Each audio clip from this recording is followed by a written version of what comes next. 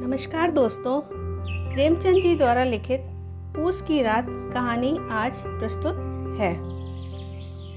हल्कू ने आकर स्त्री से कहा, सहना आया है, लाओ जो रुपए रखे हैं उसे दे दो, किसी तरह गला तो छूटे।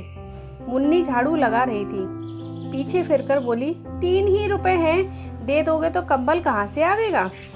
माँ पूस की रात हार में कैसे कटेगी? उससे कह दो फसल पर दे देंगे, अभी नहीं। हल्कू एक क्षण अनिश्चित दशा में खड़ा रहा। पूस सिर पर आ गया।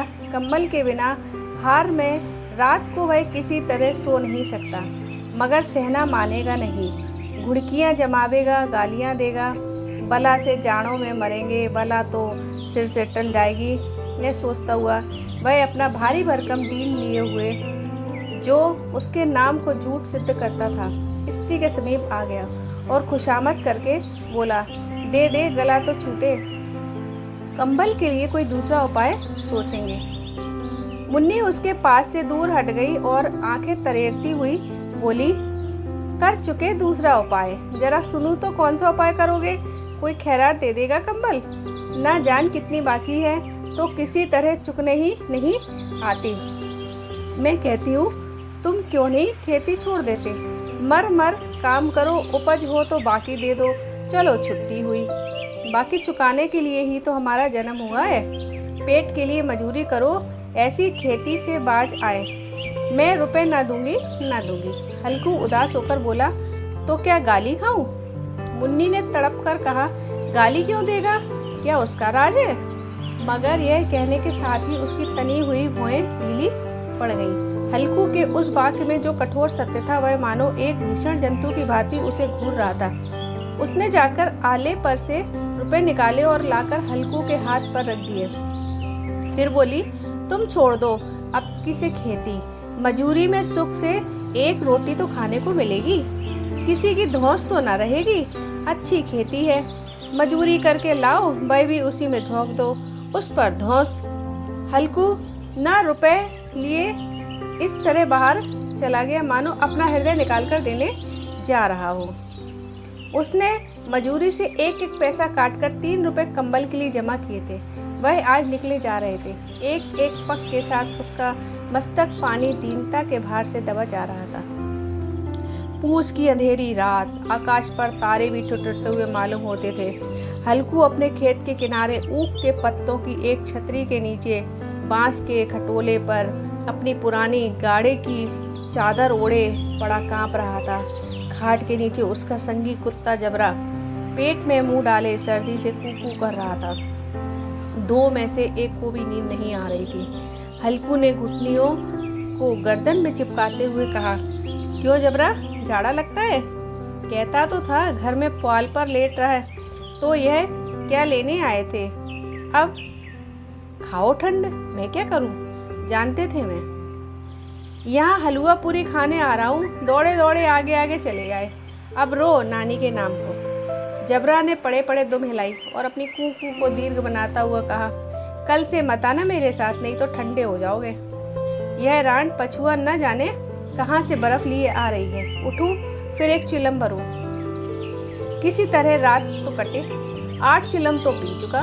यह खेती का मजा है। और एक भगवान ऐसे पड़े हैं जिनके पास जाड़ा आए तो गर्मी से घबरा कर भागे। मोटे मोटे गद्दे, लिहाफ, कंबल, मचाले जाड़े का गुजर हो जाए। जगतीर की खूबी, मजूरी हम करें, मजा दूसरे लूटें। हल्कू उठा, गड्ढे में से जरा सी आग निकालकर चिलम भरी। जबरा भी उठ बैठा। हल्कू ने चिलम पीते हुए कहा, पिएगा चिलम? जाड़ा तो क्या जाता है, हाँ जरा मन बदल जाता है। जबरा ने उनके मुंह की ओर प्रेम से छलकता हुई आंखों से देखा। हल्कू, आज और जाड़ा खा ले, कल से मैं यहाँ पुआल बिछा दूंगा, उसी में घुस कर बैठना, तब जाड़ा ना लगेगा। जबरा ने अपने पंजों उसकी घुटनियों पर रख दिए और उसके पास अपना मुंह ले आया। हल्कू को उसकी गर्म सांस लगी। चिलम पीकर हल्कू फिर लेटा और निश्चय करके लेटा कि चाहे कुछ हो जाए अब की बार सोऊंगा। पर एक ही क्षण में उसके हृदय में कंपन होने लगा। कभी इस करवट लेटता, कभी उस करवट लेटता, पर जाड़ा किसी पिशाच की भांति उसकी छाती को दबाए हुए था। जब किसी तरह न रहा गया, उसने जबरा को धीरे से उठाया और उसका सिर को थपथपाकर उसे अपनी गोद में सुला लिया। कुत्ते की देह से जाने कैसी दुर्गंध आ रही थी, पर वह उसे अपनी गोद में चिपटाए हुए ऐसे सुख का अनुभव कर रहा था जो उधर महीनों से उसे न मिला था। जबरा शायद यह समझ रहा था कि स्वर्ग यही है, और हल्कू की पवित्र आत्मा में तो उस कुत्ते के प्रति घृणा की गंध तक न थी। अपने किसी अभिन्न मित्र या भाई को वह इतनी तत्परता से गले लगाता, वह अपनी दीनता से आहत न था जिसने आज उसे इस दशा को पहुंचा दिया। नहीं, इस अनोखी मैत्री ने जैसे उसकी आत्मा के सब द्वार खोल दिए थे और उनका एक एक क्षण अणुप्रकाश से चमक रहा था। सहसा जबरा ने किसी जानवर की आहट पाई। इस विशेष आत्मीयता ने उसमें एक नई स्फूर्ति पैदा कर रही थी जो हवा के ठंडे झोंके को तुच्छ समझती थी। वह झपट कर उठा और छपरी से बाहर आकर भूखने लगा। हल्कू ने उसे कई बार चुमरा कर बुलाया, पर वह उसके पास न आया। हार में चारों तरफ दौड़कर भूखता रहा। एक क्षण के लिए आ भी जाता तो तुरंत ही फिर दौड़ता। कर्तव्य उसके हृदय में अरमान की भांति ही उछल रहा था। 1 घंटा और गुजर गया। रात ने शीत को हवा से धधकाना शुरू किया। हल्कू उठ बैठा और दोनों घुटनों को छाती से मिलाकर सिर को उसमें छिपा लिया। फिर भी ठंड कम ना हुई। ऐसा जान पड़ता था सारा रक्त जम गया है। धमनियों में रक्त की जगह हिम बह रही है। उसने झुककर आकाश की ओर देखा। अभी कितनी रात बाकी है? सप्तर्षि अभी आकाश में आधे भी नहीं चढ़े। ऊपर आ जाएंगे तब कहीं सवेरा होगा। अभी पहर से ऊपर रात है। हल्कू के खेत से कोई एक गोली के टप्पे पर आमों का एक बाग था। पतझड़ शुरू हो गई थी। बाग में पत्तियों को ढेर लगा हुआ था। हल्कू ने सोचा चलकर पत्तियां बटोरूं और उनमें जलाकर खूब तापूं। रात को कोई मुझे पत्तियां बटोरते देख तो समझे कोई भूत है, कोई न जाने कोई जानवर ही छुपा बैठा हो। मगर अब तो बैठे नहीं रहा जाता। उसने पास के अरहर के खेत में जाकर कई पौधे उखाड़ लिए और उनका एक झाड़ू बनाकर हाथ में सुलगाता हुआ उपला लिए बगीचे की तरफ चला। जबरा ने उसे आते देखा, पास आया और दुम हिलाने लगा। हल्कू ने कहा, अब तो नहीं रहा जाता जबरा, चलो बगीचे में पत्तियां बटोर कर तापें। टाटे हो जाएंगे तो फिर आकर सोएंगे। अभी तो बहुत रात है। जबरा ने कू कू करके सहमति प्रकट की और आगे बगीचे की ओर चला। बगीचे में खूब अंधेरा छाया हुआ था और अंधकार में निर्दय पवन पत्तियों को कुचलता हुआ चला जाता था। वृक्षों से ओस की बूंदें टप टप नीचे टपक रही थी। एकाएक एक झोंका मेहंदी के फूलों की खुशबू लिए हुए आया। हल्कू ने कहा, कैसी अच्छी महक आई जबरू, तुम्हारी नाक में भी तो सुगंध आ रही है। जबरा को कहीं जमीन पर एक हड्डी पड़ी मिल गई थी। उसे चिचोड़ रहा था। हल्कू ने आग जमीन पर रख दी और पत्तियां बटोरने लगा। जरा देर में पत्तियों का ढेर लग गया था। हाथ ठिठुरते जाते थे, नंगे पांव गले जाते थे और वह पत्तियों का पहाड़ खड़ा कर रहा था। इसी अलाव में वह ठंड को जलाकर भस्म कर देगा। थोड़ी देर में अलाव जल उठा। उसकी लौ ऊपर वाले वृक्ष की पत्तियों को छू कर भागने लगी। उस अस्थिर प्रकाश में बगीचे के विशाल वृक्ष ऐसे मालूम होते थे मानो उस अथाह अंधकार को अपने सिरों पर संभाले हुए हों। अंधकार के उस अनंत सागर में यह प्रकाश एक नौका के समान हिलता हुआ मचलता हुआ जान पड़ता था। हल्कू अलाव के सामने बैठा आग ताप रहा था। एक क्षण में उसने दोहर उतारकर बगल में दबा ली, दोनों पांव फैला दिए मानो ठंड को ललकार रहा हो। तेरे जी में आए सो कर।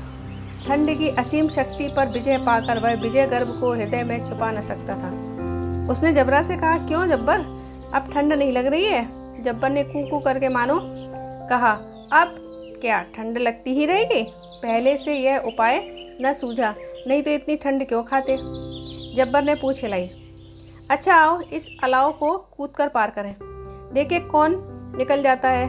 अगर जल गए तो बचा, तो मैं दवा ना करूँगा। जब्बर ने उस अग्नि राशि की ओर कातर नेत्रों से देखा। मुन्नी से कल ना कह देना, नहीं तो लड़ाई करेगी। यह कहता हुआ वह उछला और उस अलाव के ऊपर से साफ निकल गया। पैरों में जरा लपट लगी, पर वह कोई बात नहीं थी। जबरा आग के इर्द गिर्द घूमकर उसके पास आ खड़ा हुआ।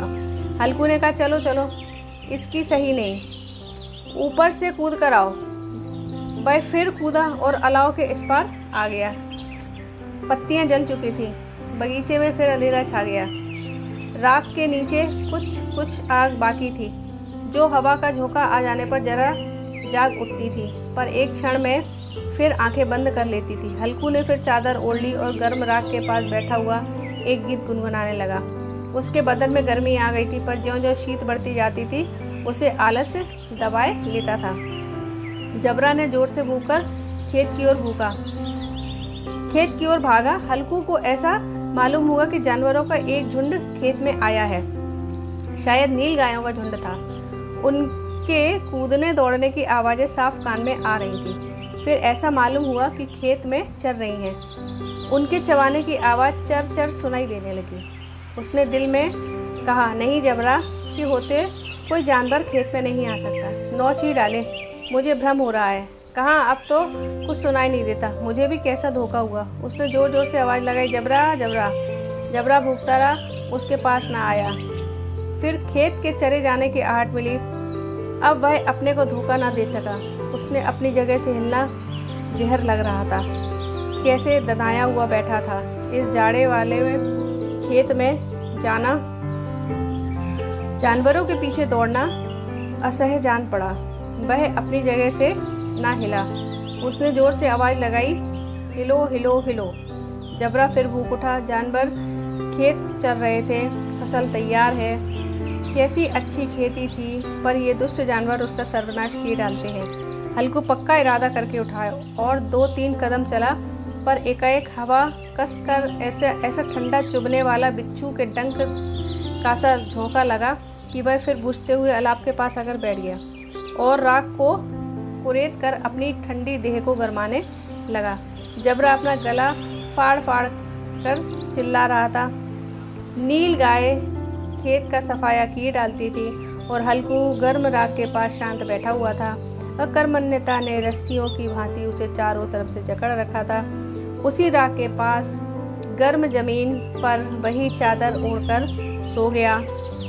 सवेरे जब उसकी नींद खुली तब चारों तरफ धूप फैल गई थी। मुन्नी की आवाज आ रही थी, क्या आज सोते ही रहोगे? तुम यहाँ आकर रम गए और उधर सारा खेत चौपट हो गया। हल्कू ने उठकर कहा, क्या तू खेत से होकर आ रही है? मुन्नी बोली, हाँ, सारे खेत का सत्यानाश हो गया। भला ऐसे भी कोई सोता है? तुम्हारे यहाँ मड़ैया डालने से क्या हुआ? हल्कू ने बहाना किया, मैं मरते मरते बचा, तुझे अपने खेत की पड़ी है? पेट में ऐसा दर्द हुआ मैं नहीं जानता हूँ। दोनों फिर खेत के डांट पर आ गए। देखा सारा खेत रौंदा पड़ा हुआ है और जबरा मड़ैया के नीचे चित्त लेटा है, मानो प्राण ही ना हो। दोनों खेत की दशा देख रहे थे। मुन्नी के मुख पर उदासी छाई थी, पर हल्कू प्रसन्न था। मुन्नी ने चिंतित होकर कहा, अब मजूरी करके माल गुजारी भरनी पड़ेगी। हल्कू ने प्रसन्न मुख से कहा, रात को ठंड में यहाँ सोना तो ना पड़ेगा। दोस्तों, यदि आपको ये कहानी पसंद आई हो, इस वीडियो को लाइक व शेयर करें, इस चैनल को सब्सक्राइब करें और नोटिफिकेशन बेल को ऑल पर करें। धन्यवाद।